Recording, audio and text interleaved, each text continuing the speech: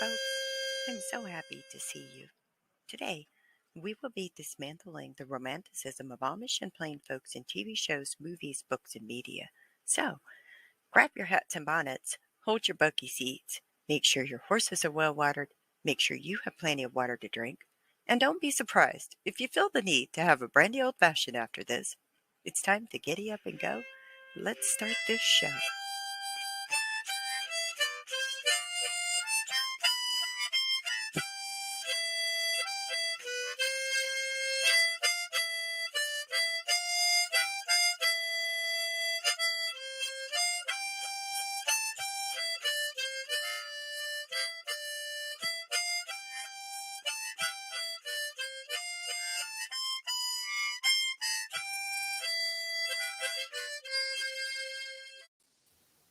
Good evening, folks. I'm so happy to be here tonight.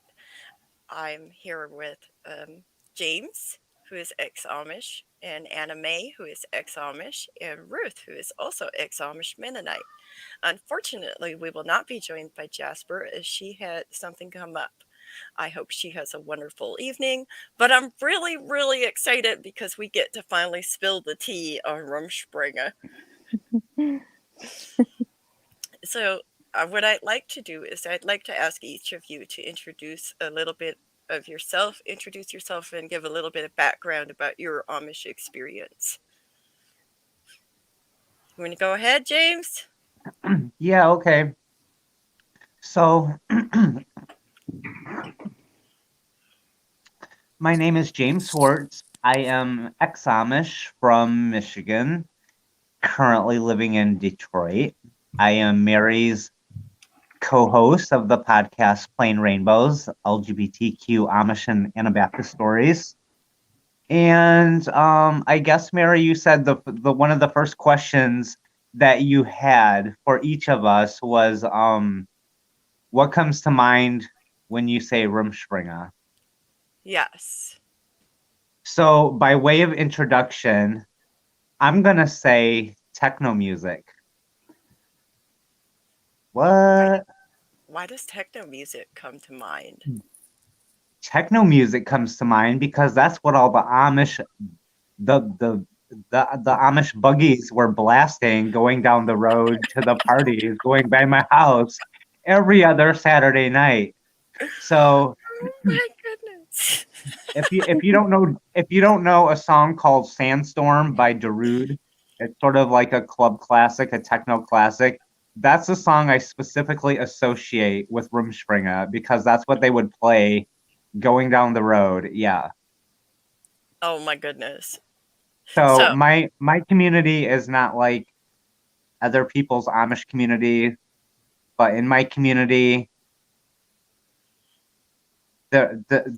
we'll get into that. But there was a lot of partying going on for sure. right, there is a Yeah, lot of partying. yeah. You want to go next, Enemy? Oh, hey. My name is Anna Mae. I come from the Old Order Amish community. And Rumspringa to me is can you ask that question once again, Mary? What comes to mind when I say Rumspringa? Yeah.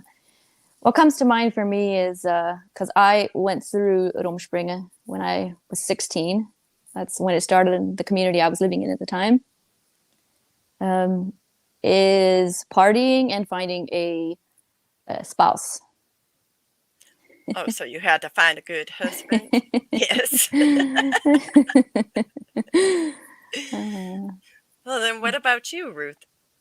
My name is Ruth Lane. I was raised in the Amish Mennonite Church, also called Fellowship Churches, and then transitioned into the Beachy Amish when I was around 16.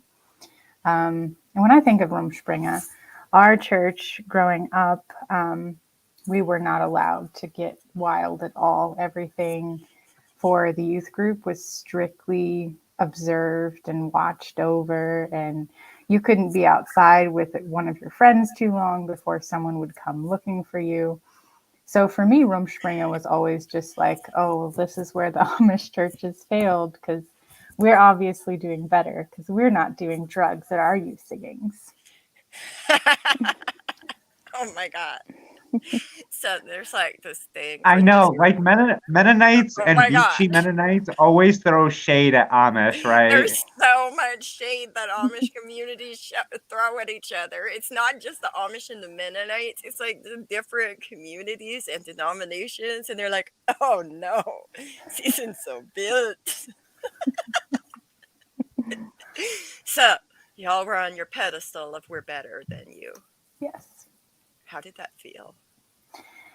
Um, it was an odd feeling for a teenager of, and there was just never an outlet for anything. A teenager who was just every activity was strictly watched and observed, and you were jealous of, these kids who lived in more conservative churches than you for getting to do things, but also looking at that and going, that doesn't seem healthy at all.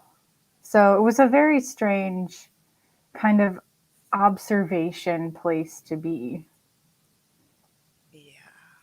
That seems like it would be really interesting to navigate as a teenager, and you probably didn't have like the skills to navigate that and process it in a way that felt safe and comfortable to you. I'm just guessing. Please Yeah, correct me if you did, but like that seems like it could be really um, crazy to try to navigate that as an yeah, Amish teen. Thank you guys so much for sharing what you think of when I say Rumspringa. Because let me share what I think of when somebody says Rumspringa. I'm just like, oh my God, look, Rumspringa does not mean what you think it means. Please, please, because the word Rumspringa actually means running around. And in many Amish communities, one of the things that is very big is they don't actually have Rumspringa, believe it or not. Rather, when youth turn like 16, 17, or whatever predetermined age that the community has, like Anime was talking about 16, that's when you would then be allowed to give mit de Jungelet, which translates to going with the young folks. There's nothing about running around. But also, during that time period, the purpose of Rumspringa, in my experience, was very much that I'm supposed to get baptized into the church. I'm supposed to find a husband. Does it mean that I did not drink? Oh, I sure did drink. Yeah, I actually got in trouble with the church because of drinking. So there's that. I've never said I'm a good Amish girl. I'm just letting y'all know that. But it's interesting to me what each of you thinks about. And when James starts talking about the techno music, like we weren't allowed to listen to techno music, so we always had the country music going. Old country music. Same for me with really old country music because at the time those were the tapes we had. Oh, you had tape players Tapes, too? yep. Oh my goodness. I had a battery operated tape player. I didn't get caught with it, but if I had, the trouble I would have been in. Would you guys have gotten in trouble? Oh my. Oh. I got in trouble several times because my friends that I went to school with that weren't Amish would give me tape players, and I would have like my Madonna tapes. James, didn't you know that Madonna is like Jezebel? I listened frequently. You listened frequently? Yeah. So, But when it came to the parties, it was all country music. Like when Yeah. you go to the quote unquote Rumspringa parties, it was pretty much all country music. And then I guess they would switch it up here and there, like towards the end of the night, they might put on some dance music or some club music. But it was, I mean, like 95% country music. That is so true. I forgot about that. Towards the end of the night, they kind of switched it up to more, wow. yeah, dance music. Yeah. Let's see. I must have been a Because at bad that one. point, everybody's at the you're past the point of no return. So Yes. you have nothing to lose. Oh my goodness, I forgot about that. Ah. See, I didn't go to like Amish parties. I went to the English neighbor kids parties, by the way. So I'm just letting you think about that for a minute. But anyways, let's like really quickly talk a little bit about what do the Amish think of the English world? Like I know that in the communities that I lived in, the perception of the English world is that it was filled with sex, drugs, rock and roll, and sin. Like that was pretty much it. Is that anything that any of you can relate to, or was it different? For sure. We were just taught that so many things, like listening to music with drums, would cause you to sin in a certain way before you even knew it. And it was always just assumed that English people were just these extravagant people who lived such crazy lives where they listened to music and drank alcohol and sinned every day just by their normal existence. So it was definitely, I held it in some strange awe of like some other universe. What about you, Anime?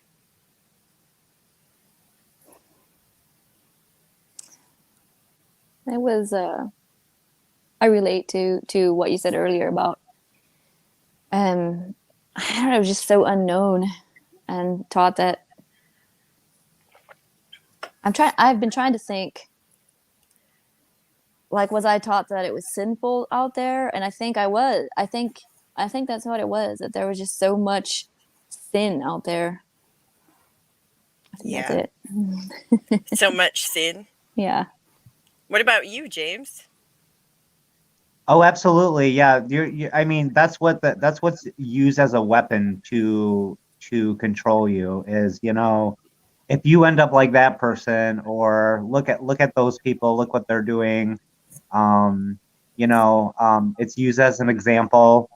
Any story out of your local newspaper is used as an example of how evil and sinful the outside world is. And look how horrible it is and what happens when you leave. And yeah, I think that's kind of a common experience across all Amish communities.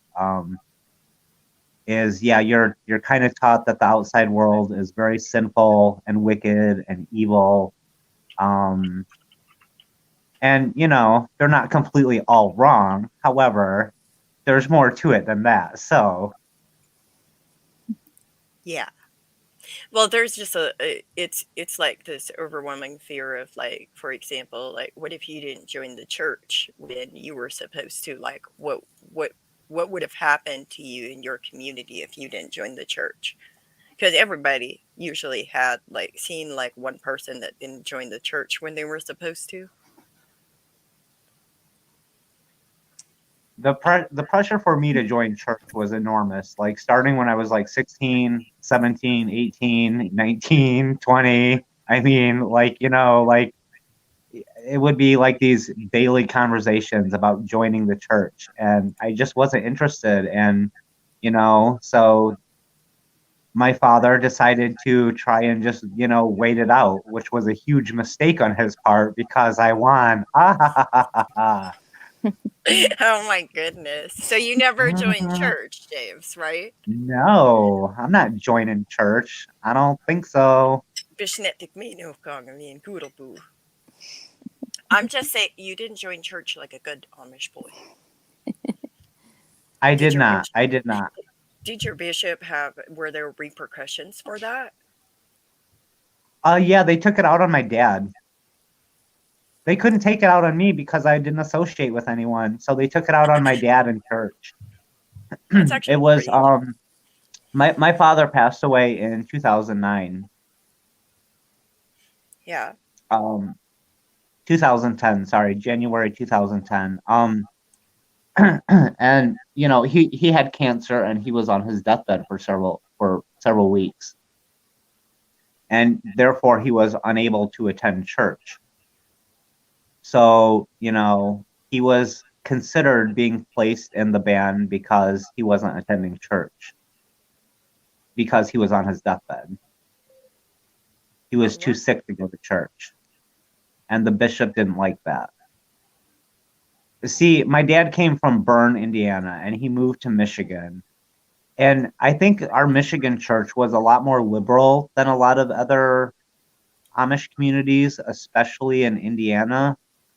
But then about, I don't know, maybe 10 years before, and it was after I had already, when I chose not to join the church.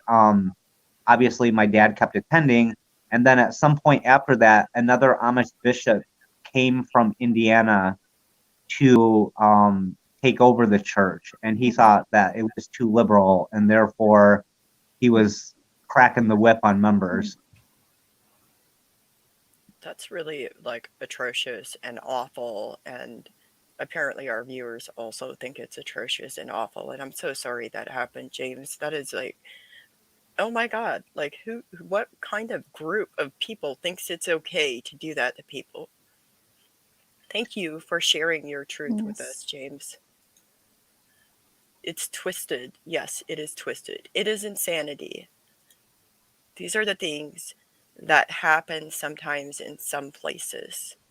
Is that sometimes when people decide not to follow the norm of what you're supposed to do as an Amish person, really they do terrible things to your family as well. And I don't think that's right. Again, thank you, James, for sharing.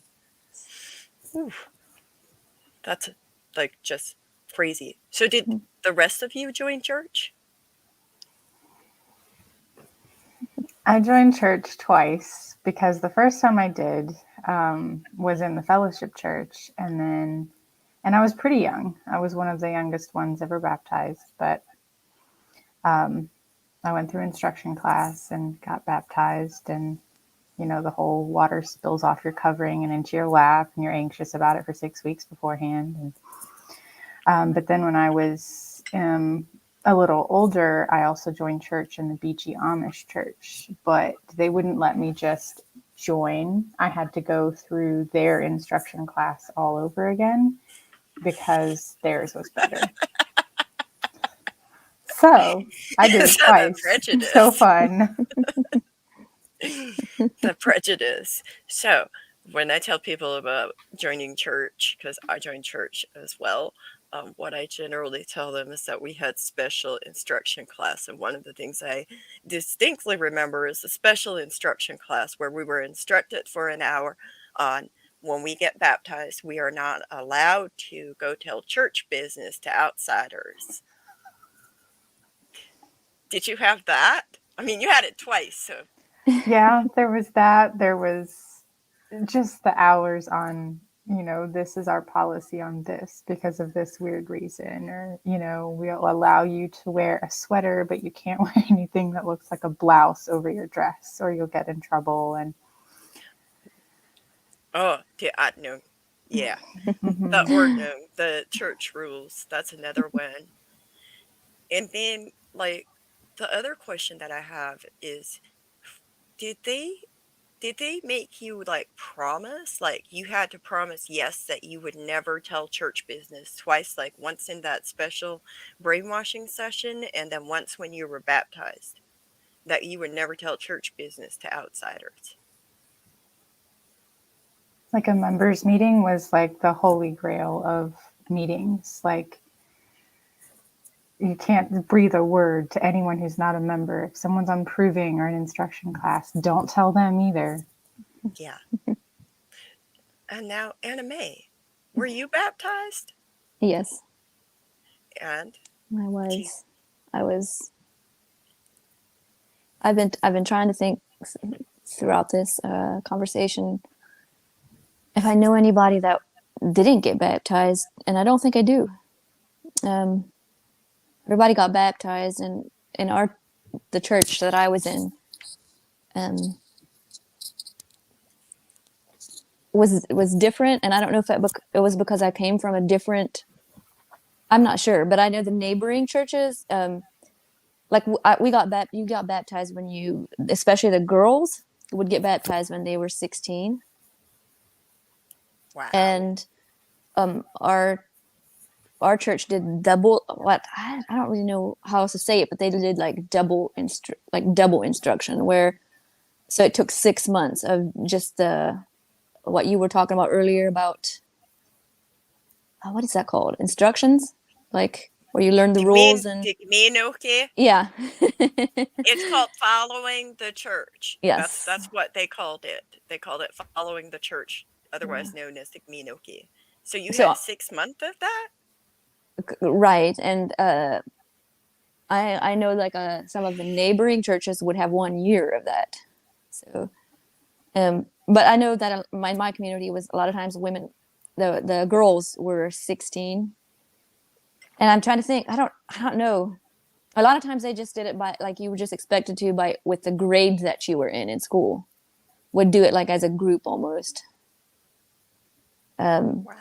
does that make Yeah. sense? Like Yeah. so if you were Because in like yeah yeah Yeah, because like if you were like this age before like the time for instruction yeah like started or Digmenoke started, following the church started, then you were expected to like join the church with the rest of your group. And hmm if you didn't, then that would result like I watched somebody not join the church when they were supposed to. Oh my goodness, like what James describes and just so much like it's insane.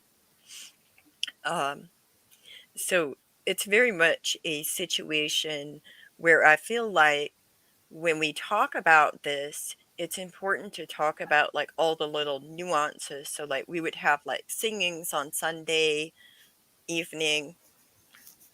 Isn't it the right time for singing in some part of the country?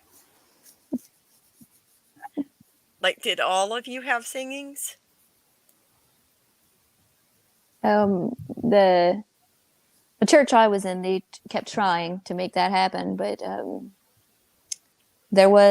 but a lot of times we would go to neighboring churches. Our church was kind of big, and then it got small because people were moving around, and Hmm. we were kind of we kind of didn't.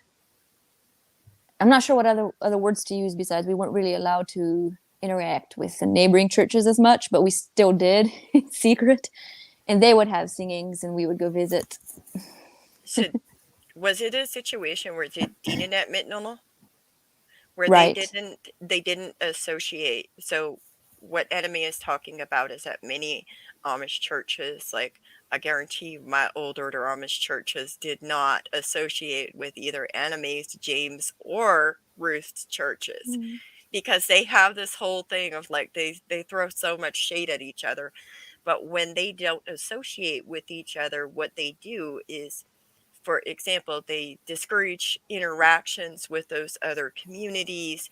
They discourage intermarrying. And if somebody were to marry somebody from one of those communities, then the visiting people, if they don't associate with that community, like even if somebody was an ordained minister or preacher, they wouldn't allow that minister or preacher to like participate as their ordained duty because they don't associate with each other.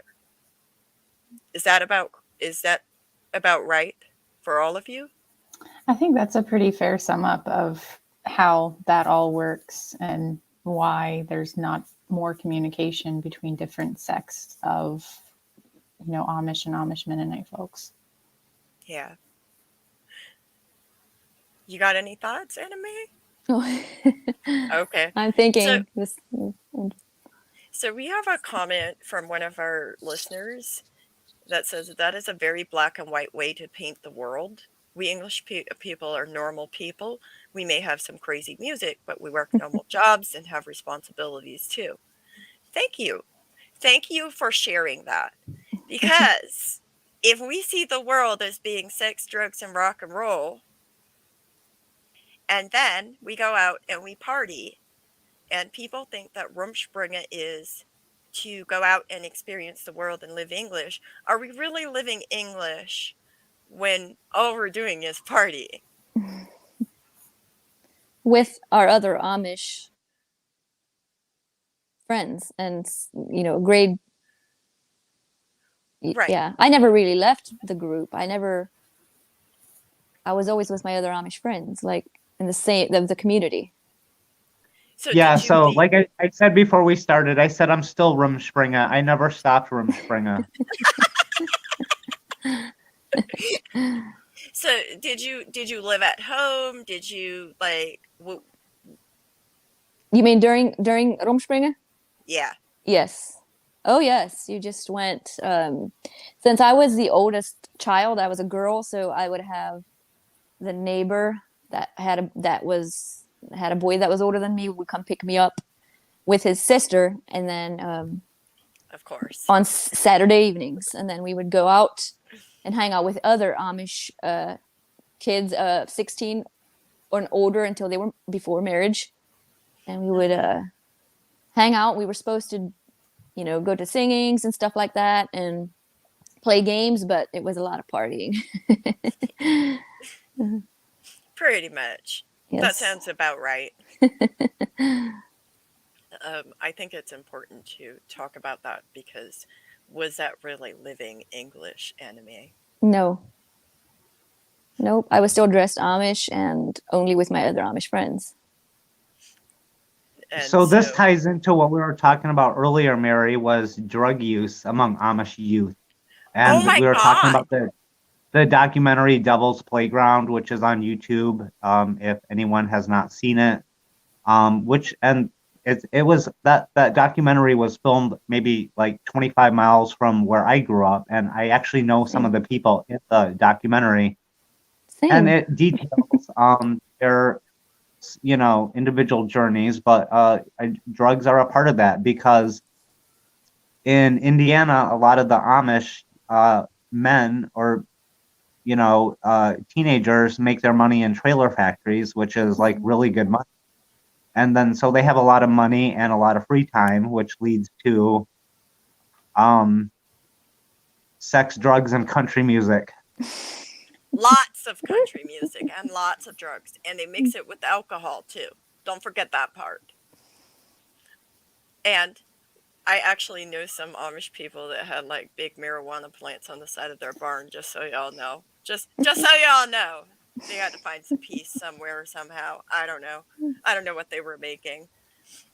But yeah, didn't you say, Enemy, that like alcohol was also a problem? Alcoholism? Yes. Especially in a certain part of my family. They came from this community that had a lot of um, a lot of alcoholism. Yeah. Even in a lot of it was the married men.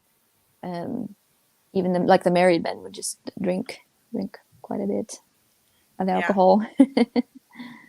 Well, I mean, sometimes I don't know. Like we always had like a bottle of alcohol in the house at all times, pretty much. Supposedly it was for medicinal uses, just so y'all know. Like that was a thing. But then it's like when you're sitting there and putting alcohol inside of your baby's mouth because they're teething, like what are you doing to your babies? I'd really like to know that.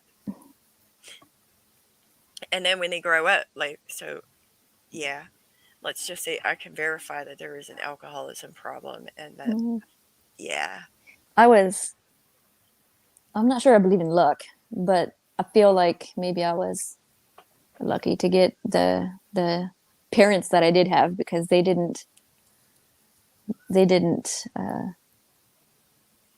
lot of my immediate not immediate family, a lot of my family, uncles and stuff, a few of them would drink a lot, and great uncles and cousins would just, I don't know, they're just alcoholics. All the But time. hmm So then here's that one of our listeners talking about we had Amish young men running drugs, doing drugs because of local motorcycle gangs. Do you know anything about that, James? Why would Well, you ask me that question, Mary? I don't know. I have no idea why I would ask you that question. So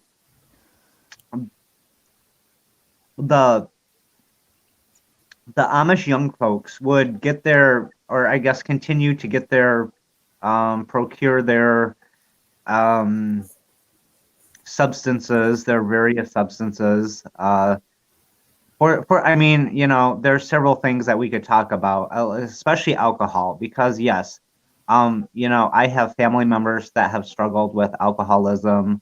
I know a lot of Amish people that have suffered with alcoholism, and it's a thing in the Amish. It's a thing. Like I have a friend that used to, drop off a bottle of whiskey to his Amish friend once a week, and like they had an arrangement because he couldn't be seen at the store buying alcohol, so he would have his friend, right? And Solid. I think, yeah. So there's that, but like in terms of like drug use, like I don't really think, I don't know. I think the main thing, especially where I grew up, was meth. And that was part of the larger community there. But yeah, so Indiana Rumspringa parties are kind of crazy. I've been to Yeah, several of those. Oh my goodness. I forgot about all that. crazy how. I mean, we Are, do also have this from one of our listeners as well. Sorry, they want it to sound scary and awful, so you don't leave their cult. The more they can make you fear the world, the more control they have over you. That's true. But anyways, do tell about your crazy parties in Indiana. I'm ready to hear this. Because I had somebody tell me that Indiana youth, they get to go live English on their Rumspringa. So I want to hear about this. Oh my God, Mary. Oh my gosh, I got so fucked up at those parties. I'm not even gonna lie.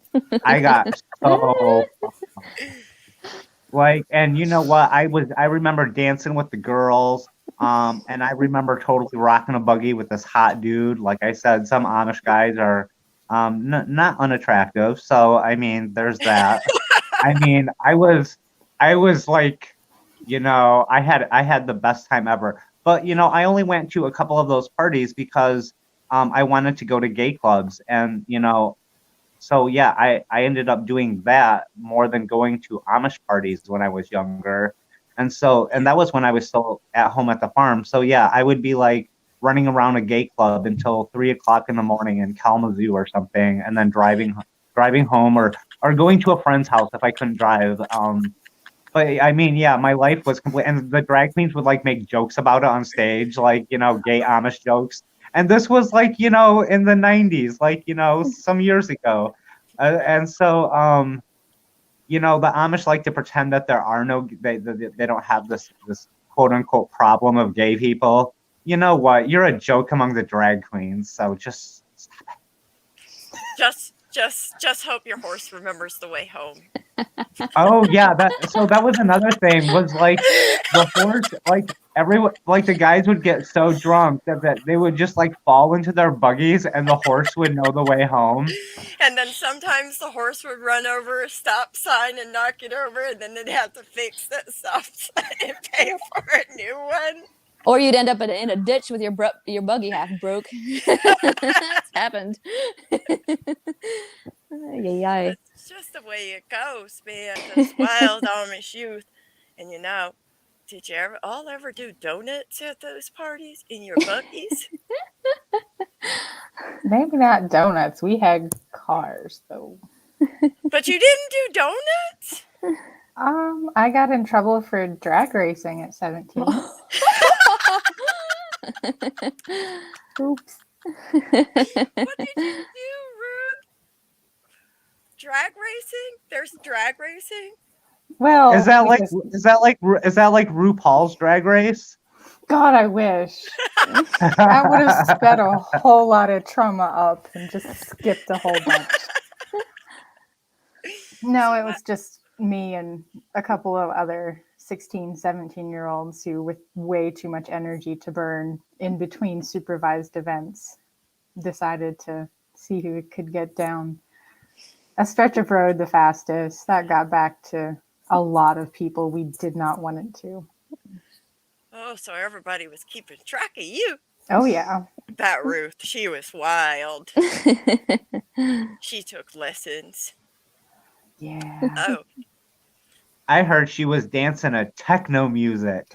I mean, at least she didn't do a keg stand in her Amish dress, so there's that. That is true. I was not a victim of that. I have no comment. I know it's oddly specific, but I have no comment. Oh, but I do have to tell you guys, like, look, like, this is why I got in trouble with the church for partying with the English people, is because, so there I am, drinking, drugging, partying, all the things. All I can think of is, like, Hank Williams Jr.'s song, like, drinking, drugging, I'm out of control, right? Anime knows what I'm talking about. So I'm at this party, and some English kid, like, I did a cake stand in my Amish dress. Don't worry, they held the dress up around my legs. You couldn't see anything.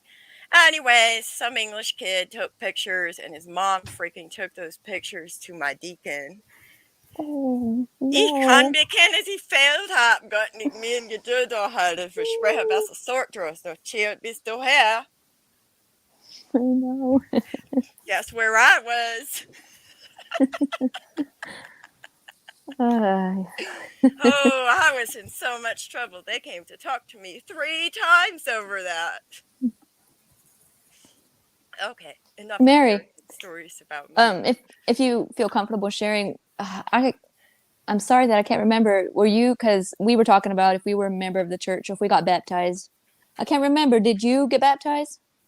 Oh yes, I was baptized. It was easier to get baptized than it was to deal with the stuff like this. Yeah. Like that. Like the scary awfulness and the crazy of what I saw happening to the people that didn't get baptized when it was time.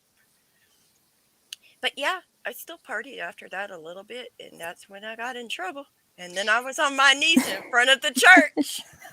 And don't worry, when they took the road, which for those of you who don't know, it's the pretentious going around asking people if they agree with this action of the church, that if you disagree, you're probably more likely to be on your knees next. So there's that. And anyways, it's literally a fictitious vote, by the way. So they did their due diligence, and they added more sins to it, just like a proper wild Amish girl. I did it right. We did. I noticed you said something. So after I got baptized, I still went with the Light, which is Rumspringa, I think, Yeah. to most. But in some of the neighboring churches and some of I think it was Indiana or maybe LaGrange or Goshen. I can't remember. And maybe all of them. I don't know. But once they got baptized, well, in my church, we would have said act as if they were married, because once we got married, then all that activity stopped. Does that make sense? You just get better at it. You just can't get caught. It's Yeah. all about appearances. Remember that? Yeah. Dinga. What will people think? So it's all about Dinga. That's it. End of the day. Did any of you live in communities where the boys would go down to the laundromat and wash their English clothes? I'm sorry. Wait, hold up. There's Amish boy in their underwear in a public place?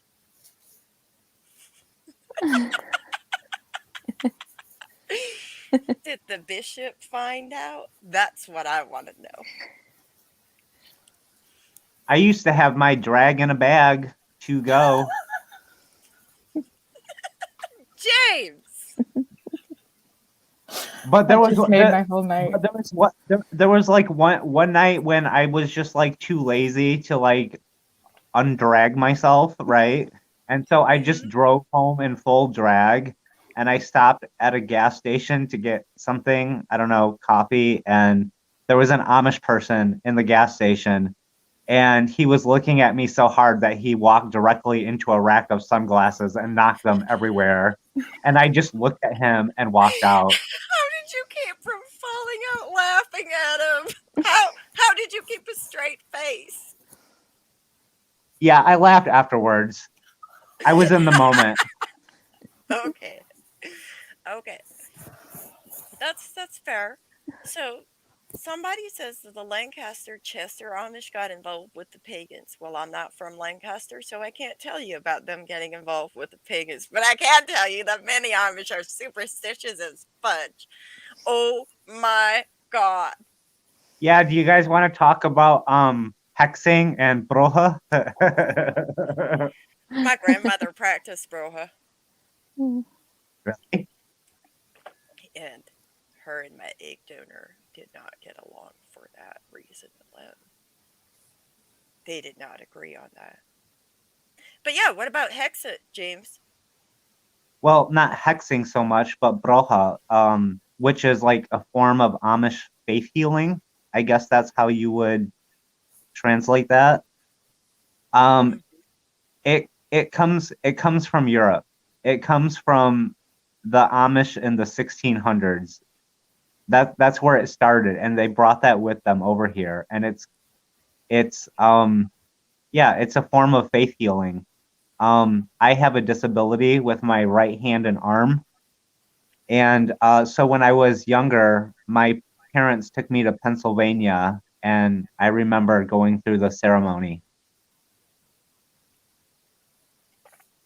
And did it heal your arm? It did not. Darn, I thought we were going to have a miracle. Not so So much. terrible. Why you got to let me down like that, James?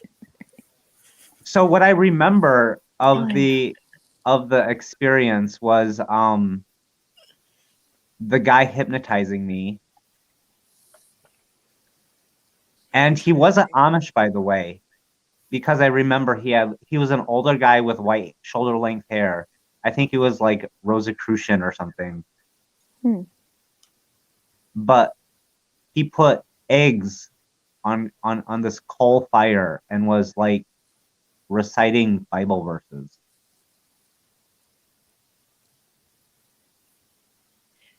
How do you even begin to navigate that? Like that's like casting out Yeah, and demons or spirits or saying you're possessed with something and that's why you were born with a disability. yeah, I mean, my parents paid for this. And I should say that, and this is a slightly different subject, but you know, the New York Times broke the story this week of the investigation of the Amish and Mennonite home and human trafficking. Yeah. After I came out as after I came out as gay, several Amish people wrote my dad letters, right, and told him about these homes. So this was going on in like the 90s. I mean, this is not a new thing.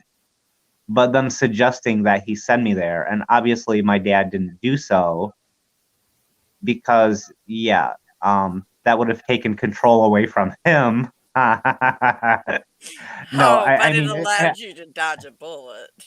absolutely. But so yeah,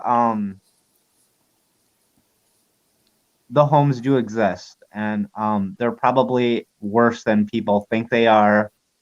But what were your guys' thoughts on that?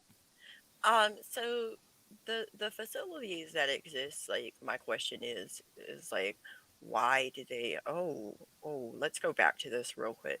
Like undergoing an exorcism to cast a demon out of autism. Oh, that makes me so mad. Same. That makes me so mad. I'm so sorry. That's terrible. So apparently it wasn't just for being born with a birth defect, James. It was also for autistic people, which is terrible. Yeah. Yeah. Does that keep out to her? Oh, Stefan. Oh my. Anyways, let's go back to the facilities now. So the facilities, Liberty Ridge was sued. Part of what people don't know about those facilities is that a lot of times, like for example, I know somebody who was like, I want to leave the church. And this person was in their Rumspringa, and the community sent them to one of those facilities. And one of the concerns that was like really, really terrible is that the facility wouldn't release the person until that person promised to not leave the church. It's very manipulative and coercive. And another concern that I have about the facilities is that if you're taking people who are ordained as ministers and bishops and deacons inside of the community and putting them in position of being counselors at these facilities, let me tell you what kind of education they have. First off, they have an eighth grade education usually. In most plain communities, they stop education after eighth grade. Their curriculum is very limited. Their curriculum is controlled by the church. If there's stuff in their own books that were published by like Pathway Publishers, that's one of the main Amish publishers, they will literally staple together the pages, they will black out the pages, and they will cut out the pages. Everything in that school, in that education that that minister or whoever has received is literally controlled by the church. And they have never got any formal education on how to be a counselor, on how to appropriately navigate kids who are struggling with life and how to assist them.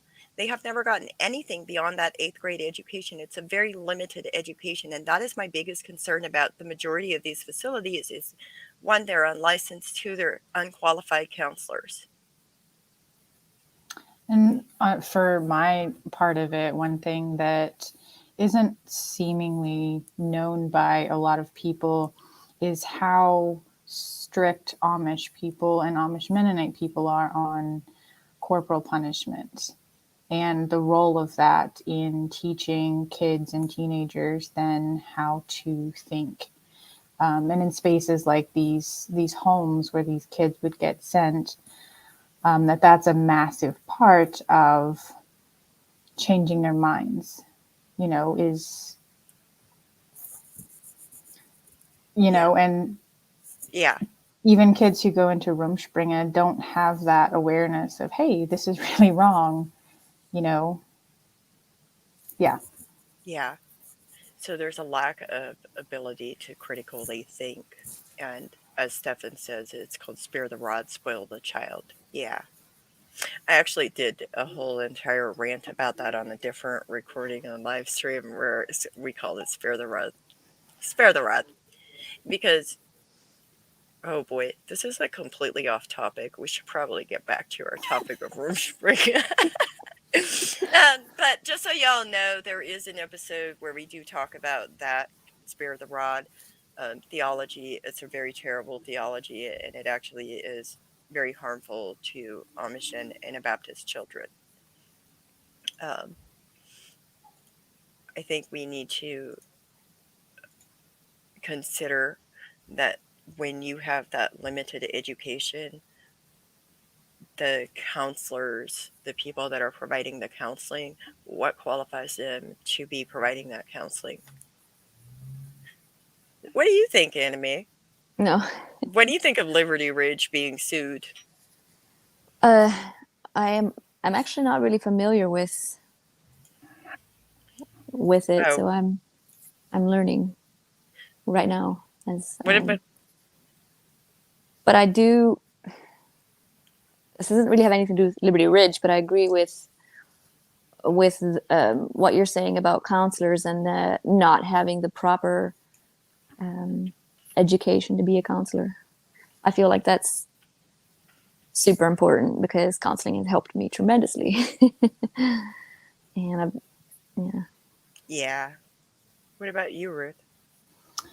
I had an experience at 16 with a Beachy Amish counseling place. And so that left me with a massive fear of counseling. But when you experience real counseling compared to that, it's just like, oh, yeah.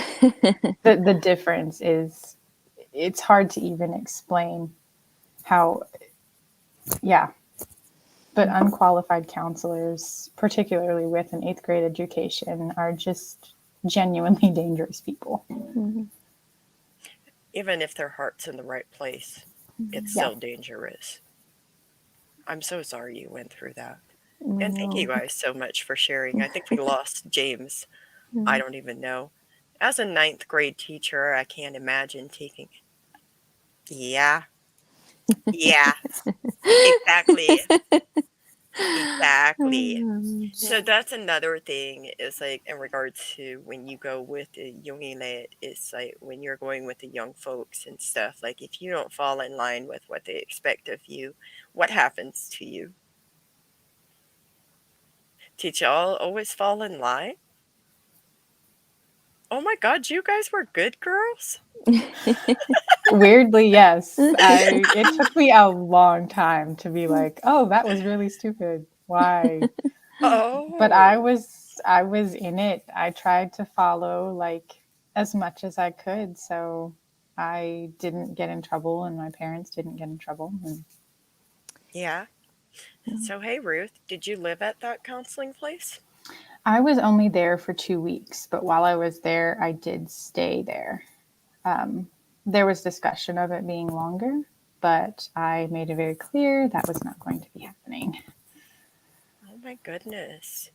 Mm. What is it with them having people go away? Like when you get counseling, like and this is completely off topic from the topic of Rumspringa, but it pertains because this happens to young adults who are going through their quote unquote Rumspringa or going with the young folks.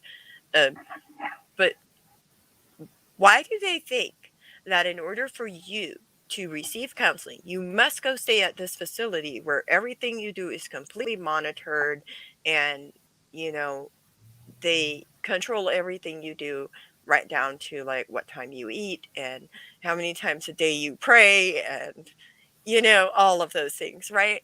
Um, Rather than truthfully, the most effective form of counseling for most folks is going to be that they continue in their life because part of the things that they're experiencing is happening as they're navigating through their life.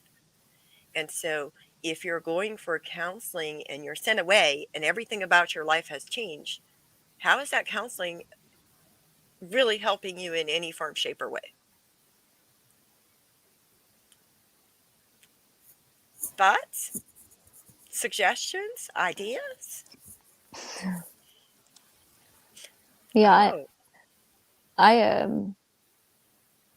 yeah, because I started therapy counseling when I after I left the Amish community. I found someone who was safe, and um, mhm. it was a man. Isn't that weird? Very. That's pretty um, awesome. yeah, but that just didn't. I didn't even. But yeah, I think because I would go into the session and then we would get into it and talk about things, and then I could go into my life and like put it to use. I don't know what other way to say. Like I could put it to use, and I could then we go back next week and I talk about that. I feel like it helped me grow, just going out into the world, in the real world, and putting. I don't know. Does that make Yeah. sense? Yeah. Like being able to apply it to your life in that Yes, moment as it apply it. Yeah. is, Yeah. rather than sitting there and doing all of this counseling and then being thrown back into the same stressful situation that you were navigating before. And it's like this, it's just insane. Yeah. Mm. I agree with you, Anime. That is much more helpful, has been much more helpful for me as well. Mm. Um, so, us being contrary is a threat to the system. Well, I'm still being contrary, Stefan. You're welcome. I appreciate your support and your comments and your input. Thank you. Ooh, Oh. ooh. See, this is the kind of stuff that we are talking about. It is false imprisonment. These facilities falsely imprison children, minors, and sometimes even adults. Yeah. I'm so sorry, Mary Jane. Thank you for sharing that. I hope that you're safe today. Um, oh, the Catholics put their girls in a convent district. That's an interesting thought, Marlene. It really does sound like that. Thank you. Sad but true story. Um, so we have about 5 minutes left. Would each of you like to make a parting statement to our listeners? Preferably on Rumspringa. We're going to get back to our topic, Rumspringa. Even though the facilities apply, but to Rumspringa. Don't everybody shout at once. Ruth, you go. Okay, I'll go first. As far as Rumspringa, I just hope that from our conversation tonight that folks can take away that these Amish kids who are, from what we can see from the outside, getting to experience life, or just experiencing the only shred of freedom that they'll ever experience in their entire life unless they completely leave. And yeah, it's not what it looks like. It's not as fun as it sounds. Even parties are just, they're in a basement and you're always scared, and there's serious repercussions from one incident being found out. It's yeah, like the feeling of just being watched and followed, and every single move, you don't ever really take a full breath. So yeah, I hope we've changed some perspectives tonight. And if not, I thank everyone for being here with us and listening. And yeah. Thank you, Ruth. Yes, that was nice. Thank you for listening, everybody out there. I think I've actually been asked that a lot. A lot of people ask if they find out that I'm from the Amish. Oh, are you in Rumspringa? And I'm like, no. You don't actually. I didn't actually go out into the world, and I actually just was with my other Amish friends. I mean, I had a horse and buggy. You can't go very far. Yeah, You can't go very exactly. far. And I think I think just the church, they just want you to go with your other Amish friends and not be with the English, what we call the English people. They just wanted you to be with your other Amish friends Right. to keep you in line, maybe. But I think, what you said earlier, I think going even to parties was dangerous, just in more ways than one. Yes. Because you're 16 and you're drinking, and that's just another disaster. Yeah. Oh yeah. So, yeah, thank you all for listening and commenting, and thank you, Mary, for having us and Yes, thank you. bringing awareness, and just working so hard. I know you just work so hard at bringing awareness and truth. And thank you for bringing me along tonight. Well, thank you guys for sharing.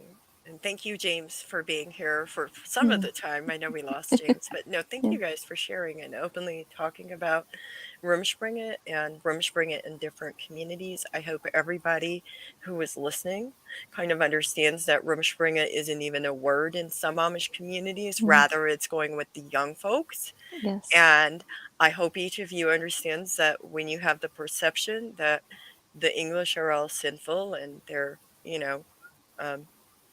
sex, drugs, rock and roll, right? Like that's just experiencing those things is not actually living English, like culture shock. Like that was a big surprise for me that wasn't the entirety of the English world. But hey, we all survived that, right? And again, thank you, Ruth, for sharing. Thank you, Anna Mae. Thank you, James. Like, I really appreciate each and every one of you listening to this. And I hope it helps you understand what Rumspringa really is. This concludes today's episode of The Disobedient Women. I sure hope all of you held on to your hats and bonnets and your buggy seats and drank lots of water. And I certainly hope that we will see you again. I hope you all have